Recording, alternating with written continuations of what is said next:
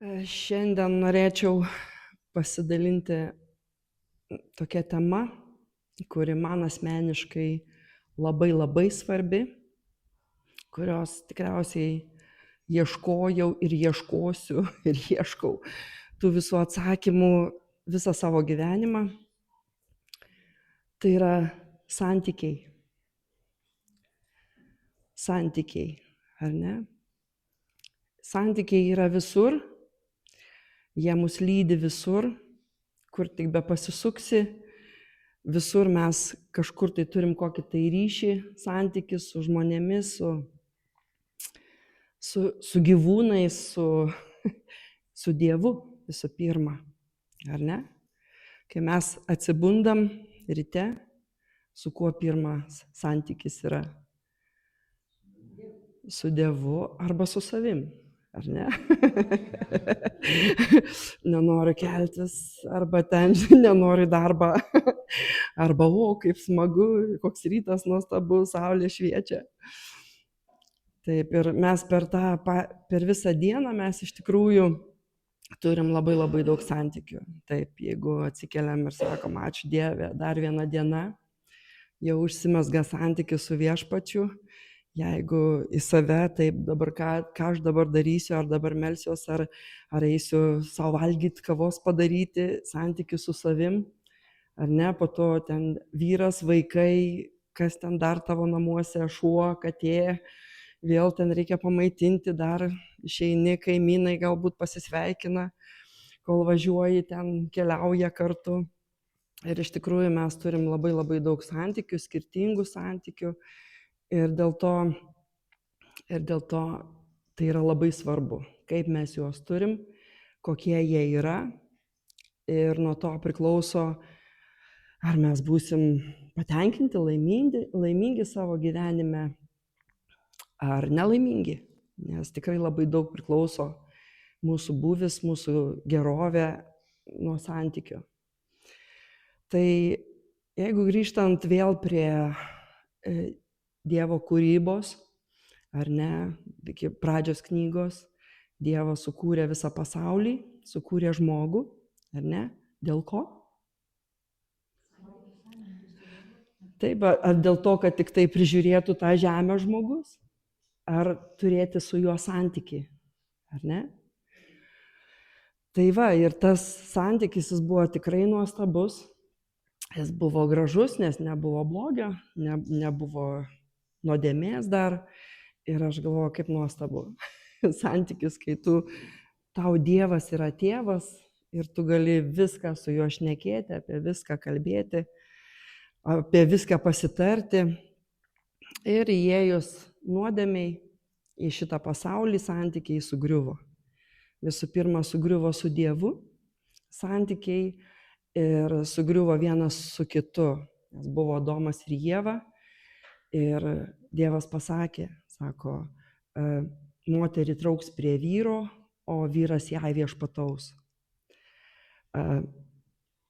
Tai jau yra kažkoks kitoks santykis, negu kad buvo, aš manau, lygiavertis santykis ir dėl to tai yra pašlyję santykiai. Po to Kainas nužudo Abelį, reiškia neapykanta, pavydas, pyktis ir tie santykiai iškrypo. Bet ačiū Dievui už Jėzų Kristų, ar ne, kuris atstatė santykius ir mes vėl turim, jisai sunaikino tą sieną, kuri skyrė mus nuo Dievo, kur visais ten avinų kraujais, ožių kraujais reikėjo tą santykį palaikyti. Ir viena Jėzaus auka santykius atstatė Viešpats. Ir jisai mums davė šventąją dvasią, kad mes būtumėm įgalinti, nes visas Senas testamentas parašytas, kad žmonės patys jie negalėjo tų santykių palaikyti su Dievu, išlaikyti, čia tik tai nusisuka ir vėl žiūrėk, kokius stabus garbina ir vėl nukrypsta ir šiandien dieną iš tikrųjų mes gyvenam nuostabiais malonės laikais, kur mes galim turėti santykius ir su Dievu, ir su žmonėmis teisingus. kas yra teisingi santykiai? Dievas, kai sukūrė žmogų ir sukūrė visą rojų, ar ne, ir patalpino žmogų, jisai davė laisvę žmogui, ar ne? Jis davė laisvę. Žmogus netapo jo vergu, bet jisai buvo laisvė, kad jisai sako, valdykite visą pasaulį, žuvis, gyvūnus, augalus, valgykit ir tvarkykitės kaip jūs suprantat, kaip jūs norit, ar ne? Ir tas labai žavi, kad viešpats, jis mums leidžia rinktis. Jis net leido rinktis nuodėmę, ar ne? Leido rinktis Adomui ir Ievai, pasakė, valgyk nuo šitų medžių, nuo šito nevalgyk. Ir santykių visa esmė yra laisvė. Laisvė. Mes leidžiam žmonėm būti savimi. Ar ne? Ir taip santykių pamatas yra visų pirma meilė. Visų pirma meilė, ar ne? Nes Dievas pamilo pasaulį, ar ne? Jisai padovanojo šitą žemę, jis paaukojo savo sūnų. Ir mūsų santykių pagrindas yra meilė. Kaip ir mūsų vertės pagrindas yra neužtarnautas. Ar ne? Dievas mus myli ne dėl to, kad mes kažką tai darom ar padarysim kažką. Dievas mus myli dėl to, kad jis mūsų kūrė, kad mes esame. Ar ne? Ir mūsų pagrindas suprasti, tą išgyventi, prašyti tikrai apreiškimo Dievo, kad santykių esmė yra meilė. Mano vertė yra Dieve. Aš esu vertingas vien dėl to, kad esu. Pats didžiausias nusikaltėlis, pats didžiausias narkomanas, alkoholikas, jisai turi šitą vertę. Ar ne? Nes Jėzus numirė už visus narkomanus, alkoholikus, nusidėlius ir visą kitą. Jisai paaukojo save dėl to, kad kiekvienas žmogus yra vertingas. Ir mūsų santykių pamatas yra į save žiūrėti taip pat, aš esu vertingas ir tu esi vertingas. Ar ne? Aš esu unikalus, ar ne? Ir tu esi unikalus. Ir nes yra tie nebrandūs santykiai, tai yra, kaip knygoje Brandus dvasingumas rašo Piteris, kad būtent santykis yra aš ir tai, arba aš ir tu. Aš ir tai reiškia, kad tu man reikalingas dėl to, kad aš galėčiau tavimi pasinaudoti dėl kažkokio savo tikslo. Kaip tai pasireiškia? Pavyzdžiui, jeigu imant tėvus ir vaikus, sakysim, tai labai yra artimi santykiai ir labai kitą kartą būna labai skausmingi, ar ne? Tai, kaip sako, ir džiaugsmingi, ir skausmingi. Jeigu tėvai pažindinasi su vaiku, ar ne, atskleidžia jo talentus, gabumus ir būtent veda ten, kur jisai yra tos dovanos, ar ne, kaip ir mes čia bažnyčioj. Jeigu mes matom tavo dovanas, aš savo suprantu, kiek aš galiu, mes judam teisingą kryptim. Ne, mes mylim vienas kitą, mes pažįstam vienas kitą, mes priimam originalumą, mes gerbiam tą originalumą. Ir tie santykiai yra teisingi. Jeigu tėvai, pavyzdžiui, į savo vaikus, pavyzdžiui, labai ten mama norėjo būti muzikantė kokia, sakysim, ir jai nepavyko, nes gal tėvai neturėjo pinigų, arba ten gyveno kaimo kokioje vietovėje, nebuvo muzikos mokyklos. Ir dabar atsivėrė tos galimybės vaikam mokytis muzikos, pavyzdžiui, ir vaikas nori būti futbolistu arba ten dar kažkuom, kaip čia ir Vilma pasakojo pastorė. Ir tu į tą vaiką, tu verti jį būti tuo, ko tu svajojai būti. Ir pavyzdžiui, bažnyčiai, kas yra, kur mes praslystam, ar ne, nes mes galvojam, kad visi turi galvoti taip kaip aš. Ar ne? Visi tikėti taip kaip aš. Ir tas gaunasi konfliktas, nes jau konfliktas vyksta manyje, viduj. Kodėl? O todėl, kad mes turim neįsisąmonintų dalykų, kaip tam yra, kad 90% mes net nežinom, kas su mumis vyksta. Ar ne? Mes 10% tik tai suprantam, o 90% mes nesuprantam, kas su mumis vyksta. Kaip kažkada pastorius Gabrielius Lietuvoje dar, jisai sakė tokį pavyzdį, sako, vienas brolis labai tarnavo bažnyčioj ir vieną dieną jį nunešė, jisai vėl paslydo ir krito į alkoholizmą ir ta prasme, ir kas atsitiko, ir jisai tuo metu ėmė, tokį pavyzdį, sako, žinai, mūsų siela yra kaip tie katakombos tos, kur numirėliai, tu nežinai, kada koks prisikels. Arba sako, tu važiuoji autobusu, ar ne, ir tu sėdi tarsi prieki, tu vairuoji, sako, o ten sėdi tavo proseneliai, tetos, bobutės ir panašiai, sako. Ir staiga, sako, kokia, žinai, sako, bobutė išlenda pro langą, sako, žinai, kuri ten, sakysim, tikėjo kokiais nors tenai demonais ar dar kažkuom tai, arba buvo dar kokie prakeikimuose gyveno. Ir, sako, tave nuneša taip į dešinę pusę.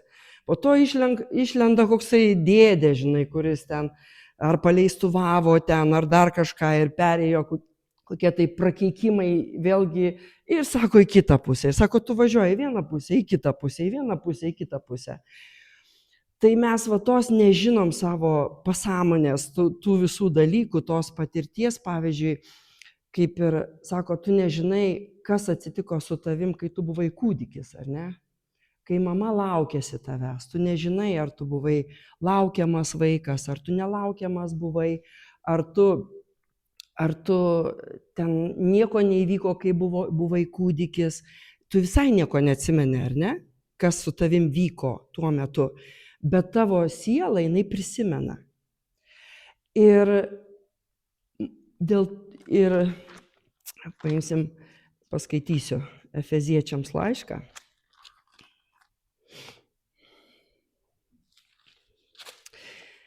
Laiškas Efeziečiams, 2 skyriuje, 2 skyrius, nuo 1 eilutės. Ir jūs buvote mirę nusikaltimais ir nuodėmėmis, kuriuose kadaise gyvenote pagal šio pasaulio būdą, paklusdami kunigaikščiui viešpataujančiam ore, dvasiai, kuri dabar veikia neklusnumo vaikuose. Tarp jų kadaise ir mes visi gyvename, sekdami savo kūno geiduliais, vykdydami kūno ir minčių troškimus, ir iš prigimties buvome rūstybės vaikai, kaip ir kiti. Mes net nežinojom, pavyzdžiui, kažkur, kur mes net nusidėjom, kokios nuodėmės mumyse buvo. Nes paprasčiausiai, kol tu nepradedi gyventi su Dievu, kol tu neatiduodi savo gyvenimo viešpačiui ir neužmesgi santykių su viešpačiu, ar ne, tų teisingų santykių su viešpačiu, tu net nežinai, pavyzdžiui, kad tu kažkur nusidedi. Pavyzdžiui, pasaulis šiandien gyvena nuodėmėj, ar ne? Ir jie sako, kad tai yra tiesa, kame jie gyvena. Tai yra tikrovė, tai ne melas. Ar ne? Daug kur teigiama, iš vis, kai pasižiūri, kad jie melą vadina tiesa, o tiesą vadina melu. Ar ne? Bet Dievas apstus gailestingumo iš savo didžios meilės, kuria mus pamilo, mus mirusius nusikaltimais atgaivino kartu su Kristumi, malonę jūs esate išgelbėti. kartu prikėlė ir pasodino danguje Kristuje Jėzuje, kad ateinančiais amžiais savo gerumu parodytų mums beribius savo malonės turtus Kristuje Jėzuje. Dar Romiečiams 12 skyriui yra parašyta nuo 1 eilutės. Dievo gailestingum aš prašau jūs, broliai, aukoti savo kūnus kaip gyvą, šventą, Dievui patinkančią auką. Tai jūsų sąmoningas tarnavimas. Ir neprisitaikykite prie šio pasaulio, bet pasikeiskite, atnaujindami savo protą, kad galėtume ištirti, kas yra gera, priimtina ir tobula Dievo valia. Gera, priimtina ir tobula Dievo valia.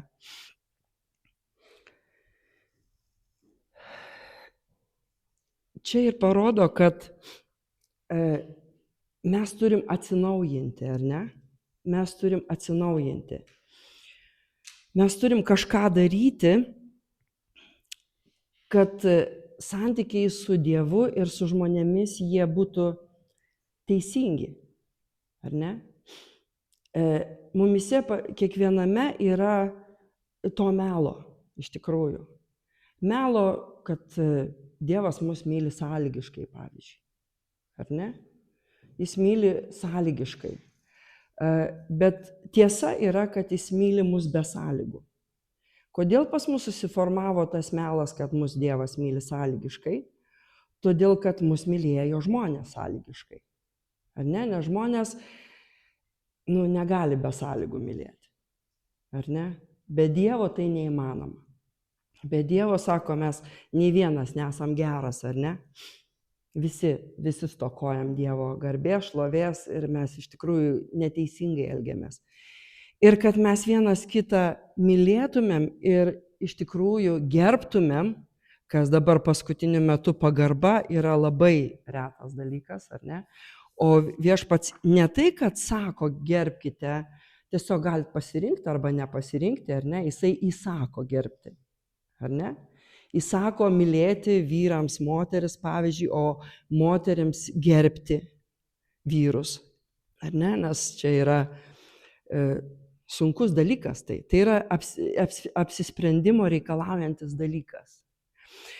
Ir jeigu kalbant dar apie vertę, nes viena yra vertė, kad Dievas suteikia mums vertę, sukūrė pagal savo paveikslą, ar ne, ir mes esam vertingi.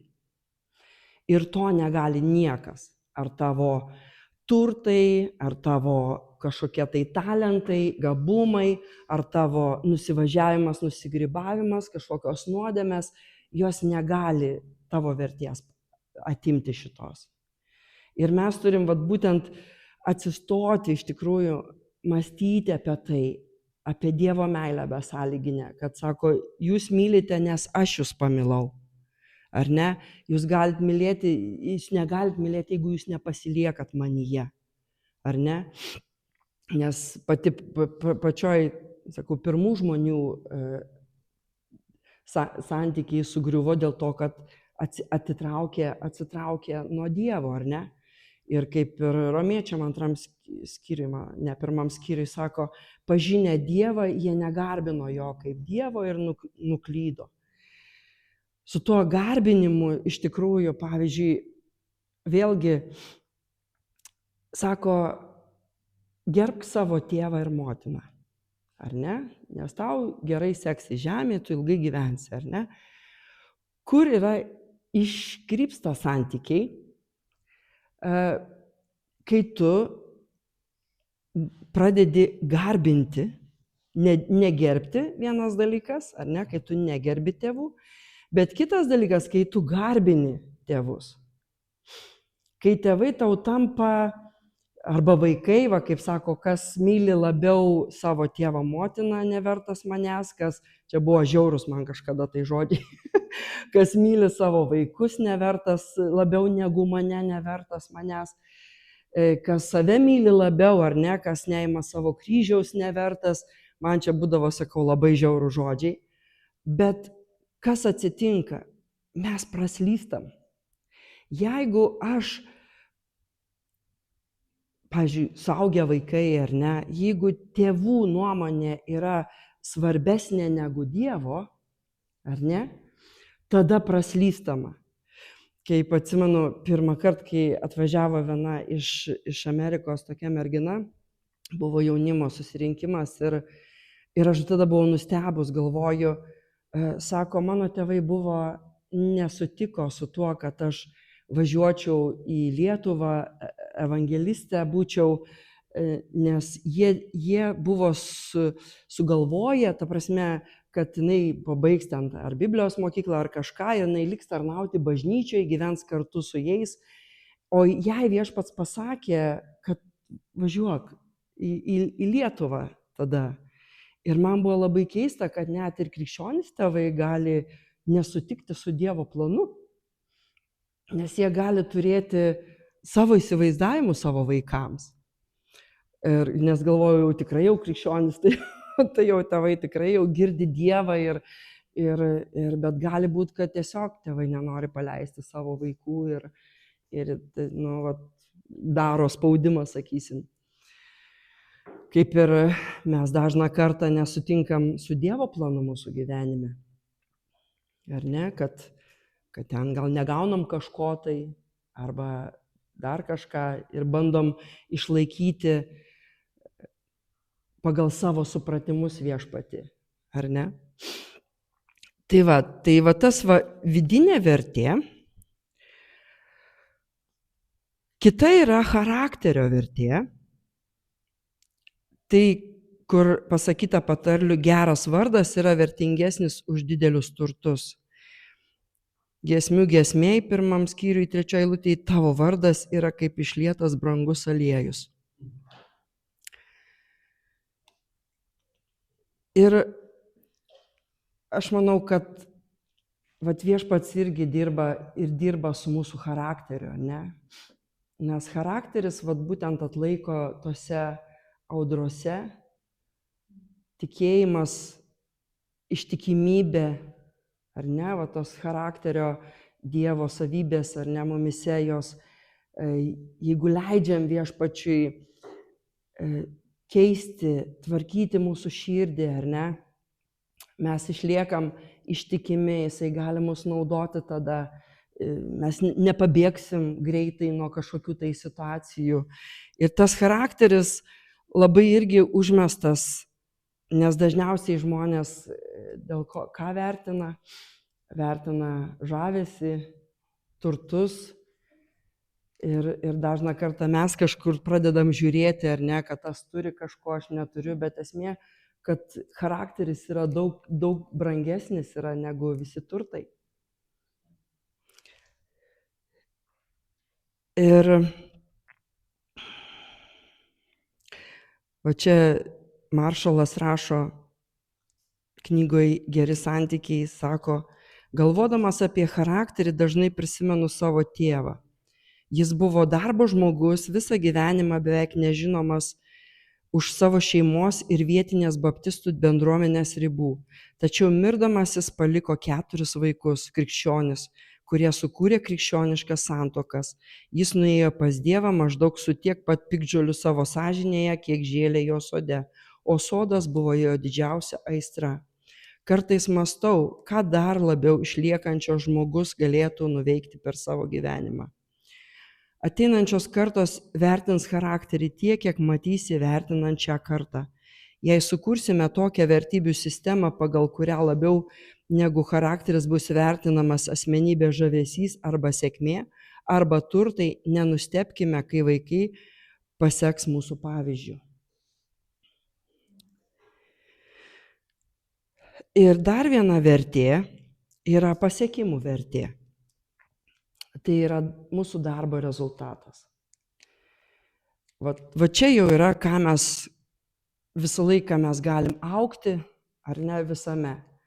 Ir darbe mes galim tobulėti, ir bažnyčiai kažką daugiau padaryti, ir dvasiniam gyvenime, ar ne, mes galim leisti vis labiau ir labiau Dievui leistis į mūsų tas tamsiąsias pusės, atsiverti, kad jis keistų mus, švarintų, tyrintų, ar ne. kaip jisai sako, būkite tyri, kaip ir aš esu tyras, būkite šventi, kaip ir aš esu šventas. Patiems mums tai neįmanoma, be abejo, be Dievo pagalbos mums tai neįmanoma. Ir va čia ir yra va tas va nesumaišyti va tų visų, kaip sako, jeigu tu esi darbe, ar ne, tu turi daryti, siekti, ar ne, pasirodyti geriausiai, kiek tu gali, ar ne. Jeigu tu esi bažnyčioj, vėl kažką, tai jeigu gali padaryti kažką, sako, rimtai ir pastebimai tobulėti nereikia milžiniškų pastangų. Jungtinėse valstijose pirmaujančios korporacijos madas diktuojančios kompanijos nedirba dvigubai geriau už kitas. Jos dirba vienu nuošimčiu geriau. Meistriškumas arba kelias į jį šiuo atžvilgiu pasiekiamas kiekvienai bažnyčiai, kiekvienam verslininkui, kiekvienai šeimai ir kiekvienam asmeniui bet kokiuose santykiuose. Tai reiškia, kad reikia pasistengti pagerinti rezultatą ten, kur rodos pasiekta riba. Kas nutiktų bažnyčioje per 1 metus, jei visi nariai apsispręstų ir pradėtų vienu nuošimčiu labiau mylėti savo šeimas, vienu nuošimčiu geriau dirbti darbovietėse ir tiek pat reguliariau studijuoti Bibliją, būti dėmesingesni savo kaimynams, dosnesni aukodami, aktyvesni bendruomenės reikaluose ir jautresni Dievo balsui. Ir autorius sako, jau po kelių mėnesių kiltų prabudimas. Tai va, to daug nereikia, bet kiekvieną kartą vis nepasakyti, kad jau čia riba. Ar ne? Kaip atrodo, Viešpats sako, mylėti ne tik savo artimą, ar ne? Mylėti priešus. Atrodo visai neįmanoma, ar ne? Bet su Viešpačiu įmanoma. Tai nereiškia, kad tu leidi daryti visiems, ką jie nori, ar ne? Jėzus jisai su kiekvienu kitaip bendraudavo, ar ne? Pas Jėzų irgi buvo skirtingi santykių gyliai, ar ne? Buvo minios, kurios ėjo, buvo 12 apaštalų, buvo tie keli 3 apaštalai, kuriuos jisai pasiėmė ant kalno paskutinę savo prieš mirtį vakarą. Ar ne, buvo Jonas, kuris gulėjo, buvo prisiglaudęs prie jo krūtinės. Taip ir mūsų gyvenimuose yra skirtingi santykiai. Negali būti su visais labai gilūs santykiai arba su visais vienodi santykiai. Kaip ir Jėzus, pavyzdžiui, tiem rašto žinomam, jisai buvo pakankamai griežtas, ar ne? Jisai net pabaltintais akmenim išvadino ten juos ir tie, kurie bandė jį sumanipuliuoti, vėlgi jisai, kaip sako, su suktais elgėsi suktai, ar ne? Ta prasme, va čia ir yra tas pagarba, ar ne? Pagarba žmogui ir pagarba savo, kai tu neleidi žmogui perženginėti kažkokių tai ribų, ar ne? Ir sako, Jėzus jisai tarnavo, bet jisai pasitraukdavo į vienumą, ar ne? Jisai, kad pabūtų su Dievu, su Tėvu, jis ne visada aukojosi ir ne visada tik tai viską atidavė kitiem. Jis turėjo tos santykius skirtingus. Tai va.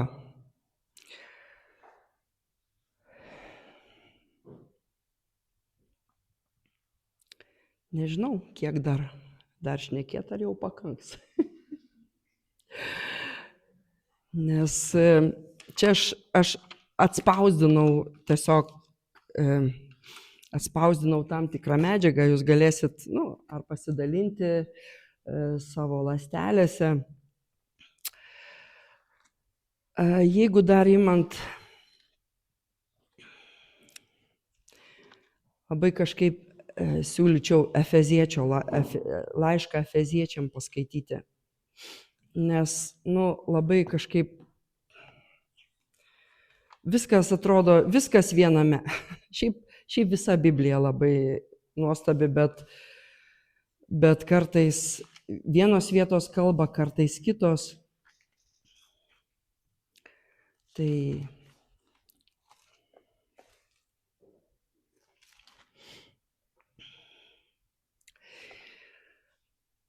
Taigi, Efeziečiam 4 skyrius nuo 1 eilutės. Taigi aš kalinys viešpatyje raginu jūs elgtis kaip dera jūsų pašaukimui, į kurį esate pašaukti. Su visų nuolankumu bei romumu, su ištverme pakęsdami vienas kitą meilėje, siekite išsaugoti dvasios vienybę taikos ryšiais. Vienas kūnas ir viena dvasia, kaip ir esate pašaukti vienai pašaukimo vilčiai. Vienas viešpats, vienas tikėjimas, vienas krikštas, vienas Dievas ir visų tėvas, kuris virš visų, per visus ir visuose.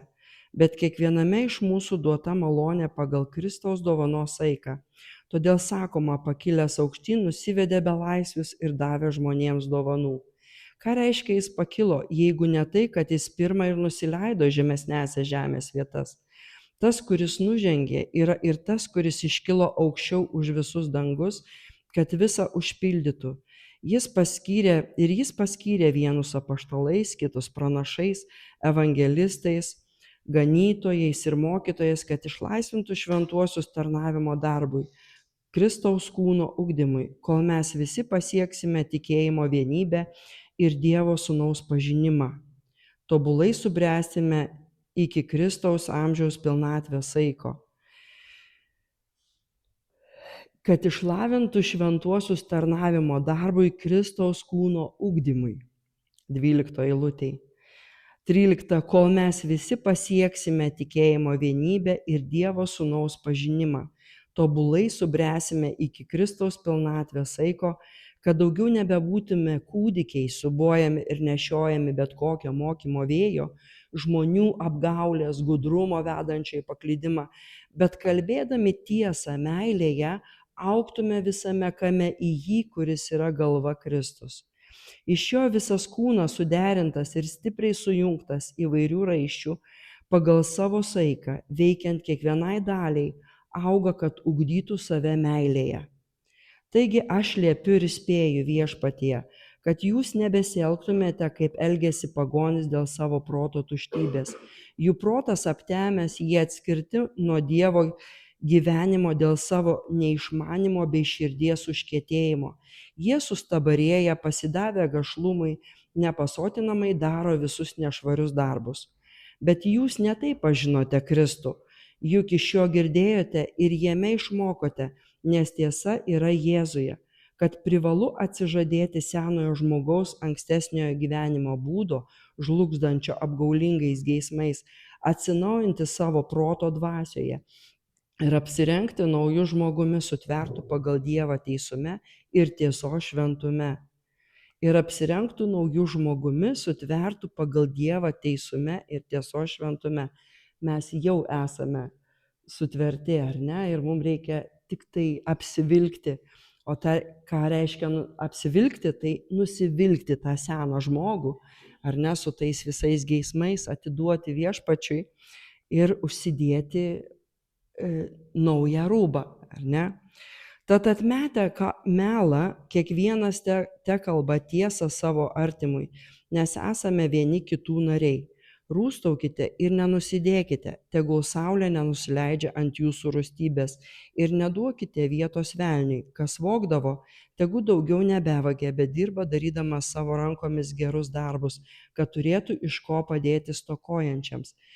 Joks bjaurus žodis ten neišeina iš jūsų lūpų, bet tik tai, kas gera, kas tinka ugdymui ir suteikia malonę klausytojams. Ir neliūdinkite šventosios dvasios, kuria esate užantspauduoti atpirkimo dienai. Tebūna toli nuo jūsų visoks kartėlis, piktumai, rūstybė, riksmai ir keiksmai su visomis piktybėmis.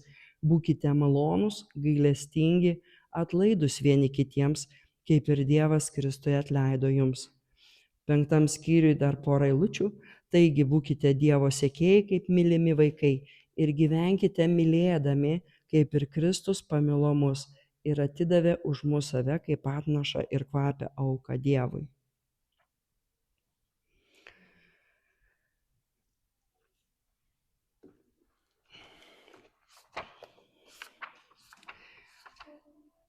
Dar knygoje apie brandų dvasingumą autorius rašo iš Dostojevskio romano Broliai Karamazovai, kaip turtinga moteris klausia pagyvenusio vienuolio, kaip jai sužinoti, ar yra Dievas. Jis atsako, kad jo neįmanoma įrodyti jokių paaiškinimų ar argumentais, tik veikliai mylint. Tada ji prisipažįsta, kad kartais svajoja apie gyvenimą, kurio tikslas su meile tarnauti kitiems. Tokiomis akimirkomis ji galvojanti, kad galbūt taps gailestingąją seserimi, gyvens šventajame neturte ir kuo nuolankiausiai tarnaus vargšams. Tačiau tada jai ateina į galvą mintis, kokie nedėkingi būtų kai kurie iš tų žmonių, jie turbūt skųstusi, kad jos patiekta sriuba atvėsusi, duona sužiedėjusi ar lova per kieta. Ji prisipažįsta, kad negalėtų pakęsti tokio nedėkingumo ir taip jos svajonės apie tarnystę kitiems išnyksta ir ji vėl ima abejoti, ar yra Dievas. Nes svajinga meilė, mes ten norim būti, ten tarnauti, dar kažką daryti, tai yra svajinga meilė. O kai yra reali meilė, meilė yra apsisprendimas, ar ne? Mylėti yra apsispręsti. Ir mes kitaip, sako, jeigu tu sakai, kad myli Dievą, o savo brolio nekenti, tu esi melagis. Čia labai įdomu, čia man dar irgi yra mistika suprasti mano protui, nes tai yra susiję. Tai yra susiję. Jeigu aš tavęs negerbiu, aš negerbiu savęs. Jeigu aš savęs negerbiu, aš negerbiu tavęs. Kaip sako, jeigu vyras nemyli žmonos, jis nemyli savęs, nes jie yra viena, ar ne?